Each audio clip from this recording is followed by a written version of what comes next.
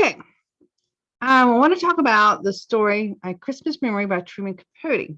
If you have not read the story, stop the video and read the handout I sent to you. Don't go forward on this video if you've not read the story. You'll be lost. Okay.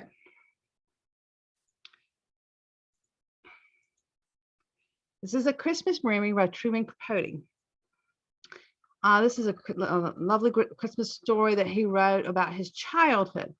Now, the Christmas memory is a memory of his, and psychologists say that we have four memories. We have the first memory, we have the last memory, we have the best memory, and we have the worst memory. Which memory do you think this is? Do you think it's his best memory of Christmas, the worst Christmas memory, or the last, or the first? If you read the story, you'll know the answer. This is Truman Capote. He was an author from Monroeville, Alabama, which is interesting because he was very good friends with Harper Lee, who wrote To Kill a Mockingbird. It's remarkable that a town as small as Monroeville, Alabama, that would have two world-class authors. And the media loved to play the myth that they were always competing with each other. They had academic jealousy or professional jealousy. That was not true. They were very close and very supportive of each other. The media just likes to create controversy, even back in the 1940s and 50s. All right, let's get the first paragraph of the story. Imagine a morning in late November, a coming of the winter morning more than 20 years ago. Consider a kitchen of the spreading old house in the country town. A great black stove is its main feature, but is also a big round table and a fireplace with two rocking chairs placed in front of it. Just today, the fireplace commenced with its seasonal roar. Now, Capote does a great job of setting the scene here. He tells us so much about the story. He said this was 20 years ago. He doesn't give us a static time. He's not saying it's the 1930s or 1950s. He's telling the story for 20 years ago. Okay, so he's letting you know that 20 years has passed since this happened in relation to himself. So he really wants us to focus on his life, the time frame in his life, less than the time frame when the story took place. Now, most likely, this took place in the Prohibition South in the 1930s, because that's when Truman Capote was a child. He was abandoned as an infant and was raised by distant cousins of his, and a very unfortunate situation with him. But also in the household was an older woman who was like a disabled adult, and he bonded over being the outcast in the family. So I think Truman Capote called her Suki.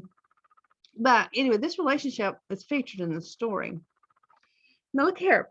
Consider a kitchen spread in a house in the country town. So he lets us know that we're in the rural area. He lets us know there's a wood burning stove, so we know there's no electricity. This is pre electricity, and he just says it commenced with a seasonal roar. The fireplace now in Alabama is pretty warm, and so only rare occasions do you need to have the fireplace going. So the fireplace is going, so we know that it's cold outside. So he set the scene very well with very few words. The one thing about Capote that's great is he tells a lot with less words. Sometimes you'll find a book that has all this definition, description, and you get weighed down. I mean, he could have used a lot more words. The fact he did it so succinctly is really, that takes real talent. So why does the author frame the time in this way? He frames the time because he wants you to think about this is his memory, and this happened to him 20 years ago. Okay, and he also wants you to focus on the time of the year, because this is getting close to Christmas time. This is November, so this is something that's going to lead up to his Christmas preparations. A woman with shorn white hair is standing at the kitchen window. She is wearing tennis shoes and a small, shapeless gray sweater over a summery calico dress. She's small and sprightly, and like a bantam hen, but due to the long youthful illness, her shoulders are pitifully hunched. Her face is remarkable, not unlike Lincoln's. Katie like that, but tinted by the sun and wind, but delicate too, finely boned. Her eyes are sherry colored and timid. Oh my, she exclaims, her breath smoking the window pane. It's fruitcake weather. Yeah, he spends a lot of time describing her. And the reason why is he wants us to really understand her. She has shorn white hair. Shorn hair means very cut close to the head, okay? in the window. And also she's wearing tennis shoes and a shapeless gray sweater over summer. So she's wearing a summery dress, but she's also wearing a sweater. So it shows that she doesn't have a lot of clothing. She's having to do a lot of wearing garments and maybe an end sweater because she doesn't have a whole lot of property. And she's small. He makes points that she's small and sprightly. And she was, when she was young, she had an illness that probably left her disabled. And she apparently has hunched shoulders, so she doesn't stand erect. And her face is weather worn. But he wants to know that she may be old and hunched over, but to him, he finds her exciting because he mentions her cherry colored eyes. He finds that one feature that he finds beautiful, and he says her cherry colored eyes, and she's looking at the window. To the person I'm speaking to is myself. I'm 7 and she's 60 something. We are cousins, very distant ones. We have lived together as long as I can remember. Other people have inhabited the house and relatives, as though we have power of us, frequently make us cry. Not on a whole, too much aware of them. We are each other's best friends. She calls me Buddy, in memory of a boy who is formerly her best friend. The other Buddy died in the 1880s when she was a child, and she's still a child. There's a whole lot to unpack here. First thing that you'll notice, she calls him Buddy. Now, we never know the narrator's name. He never tells us. But she refers to him as Buddy, and she's calling by a name of someone who's passed away. This is something we would find macabre in modern times, but believe it or not, it's something they did quite readily back in that time period. Because children, this is before vaccinations, and children just died pretty frequently, and they would call, just to keep the memory alive of the other child, they would rename a child with that nickname. And you and I would find that very undesirable, but that's something that happened back during that time. Now, he says she's 60 something. He knows that she's older. She's in her 60s. He's not quite sure how old she is. And they're related by blood. And but he mentions there's other people in the house. But they don't pay attention to them. But because obviously this is not a very healthy, loving household, there's probably some toxic resentment in there because they're having to take care of this young child and this elderly disabled person. This is in the 1930s when poverty is high. We're doing prohibition South. Things are, this is during the Great Depression. So there's probably a lot of resentment. They're having to take care of these two individuals, and they're feeling it. They're feeling that they're taking responsibility. That other people have been responsible for them, and they're having to share the resources. But they focus on each other. They ignore the negative energy around them, and they build a relationship between the two of them. And Truman Capote has said many times in interviews that this relationship with Suki is what saved his life. And having this one person, this one champion in his life as a child was really important. Probably made him who he is today before he passed. I knew it before I got into bed, she says, turning away from the window with purposeful excitement in her eyes. The courthouse bells sounded so cold and clear, and there are no birds singing. They have gone to warmer weather country. And yes, indeed. Oh, Buddy, stop stuffing the biscuit. Fetch our baggie. Help me find my hat. We have 30 cakes to bake.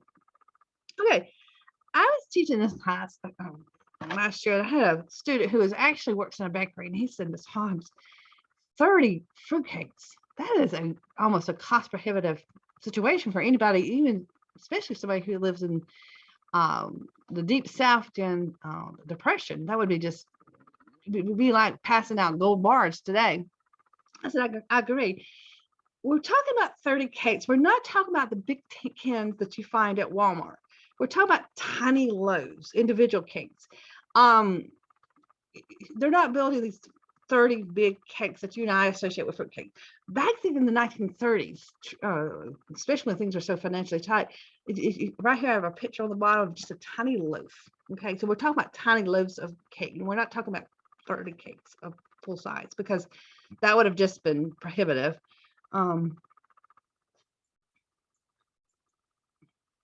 It's always the same. The morning rise in November. My friend, though it's officially inaugurating Christmas time for the year, that exhilarates her imagination and fuels her blaze in her heart, announces it's fruitcake weather. Fetch your buggy. Help me find my hat.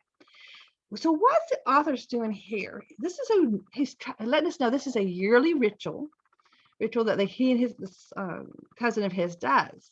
It always starts the same. They have the same ritual. They have know what the routine is, what they have to do first, what they have to do last. This is something he's done before, and it's pretty predictable. And this is something that may not sound important to me and you, but especially with people who live in chaotic households, having traditions and things that they could count on and do traditionally, especially seasonally, gives them great comfort. It's very psychologically comforting to have something that's just predictable. Okay, the hat is found a straw cartwheel corsage with velvet roses out of doors was faded. It belonged to a more fashionable relative. This doesn't seem important, but it's very important.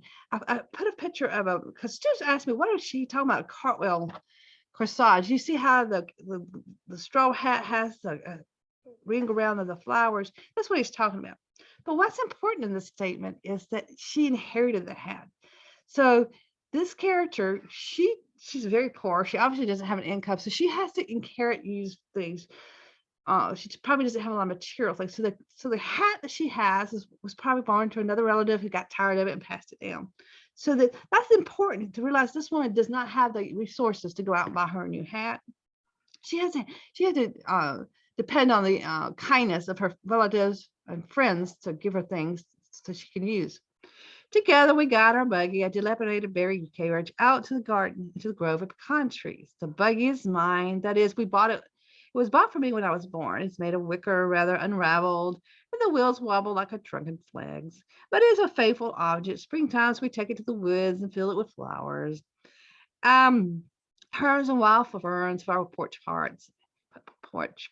And this summer we piled it up with peanut paraphernalia and sugar cane fishing poles and roll it down to the edge of the creek.